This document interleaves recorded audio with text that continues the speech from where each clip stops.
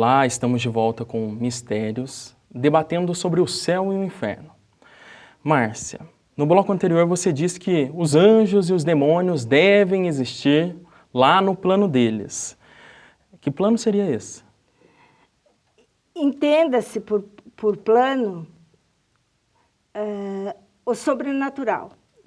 Depois da nossa morte, quando nós estivermos ressuscitados e diante de Deus, estaremos todos nós, todos os seres humanos que passaram por aqui, no plano sobrenatural. O plano sobrenatural é estar na presença de Deus. Mas eu só queria fazer uma ressalva aqui com relação ao que o Norberto falou no bloco anterior, porque já que ficamos hoje mais no campo da religião, é que o ser humano é livre e ele pode escolher a crença que ele quer ter. Mas é importante que fique claro para quem está em casa nos ouvindo que a proposta espírita é que o ser humano vai ter quantas sucessivas vidas ele precise para ele ir evoluindo e adquirindo conhecimento e chegar à perfeição ou próximo disso. E a proposta católica é que nós somos filhos de um Deus que é Pai, e um Pai que perdoa sempre, e um Pai que é infinitamente misericordioso. E que depois da nossa morte não há injustiça nenhuma que, estando diante desse Pai, nós sejamos julgados. Mas nós seremos julgados com que critério? De um Pai amoroso e misericordioso. Um Deus que se fez homem, que morreu na cruz pelo pecador, para pagar os meus pecados. Ele não morreu na cruz por causa de quem era justo, de quem era bom. Então, a gente aceitar que a salvação é possível depois da minha morte, não porque eu sou boa o suficiente, mas senão que Deus, como um Pai infinitamente misericordioso, me ama muito, muito, muito, que é capaz de me aceitar na presença dele, com as minhas limitações humanas, tal como eu, como mãe, aceito meus filhos, perdoo meus filhos, apesar de sempre cobrar que sejam melhores, de cresçam, de que amadureçam, de que sejam justos, de que pratiquem o bem, mas, acima de tudo, eu amo meus filhos e perdoo sempre. E Deus nunca cansa de se perdoar, né? E Ele não quer perder nenhum dos seus filhos. Quem está em casa pode escolher essas duas opções. Eu prefiro acreditar que eu vou ter muitas chances, muitas vidas, para um dia talvez eu evoluir. Mas também quem está em casa pode optar pela ressurreição. Uma vida só é suficiente para eu me esforçar o máximo para tentar ser boa, e Deus, que me ama, vai me aceitar depois da minha morte como eu sou, com as limitações que eu tive, que eu tentei pelo menos dar o melhor de mim. Norberto. E eu vou ser salva porque Ele pagou o meu pecado. Norberto, sobre isso que a Márcia acabou de dizer, o que você tem a falar? Nós consideramos isso um comodismo, porque se o indivíduo, no caso do maníaco do parque, ele cometeu atrocidades, evidentemente que o pai perdoa, mas o pai perdoa e vai colocá-lo a novas provas para ver se ele se redime. Essas novas provas é através do processo reencarnatório e não simplesmente pelo perdão puro e simples, senão nós voltaríamos atrás.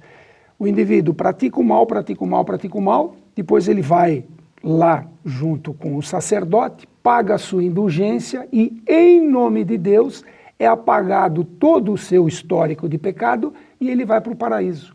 Isso nós constatamos nas reuniões mediúnicas, em que muitos e muitos espíritos vêm reivindicar, durante uma manifestação, o seu céu, porque ele foi à igreja, ele pagou o dízimo e não encontrou o céu prometido.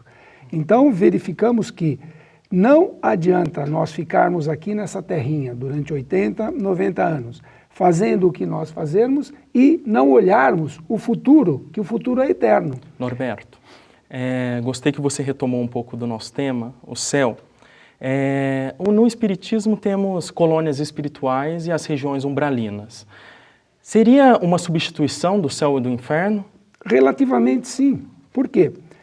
Porque o que nós vivemos aqui na Terra é cópia do que existe na espiritualidade.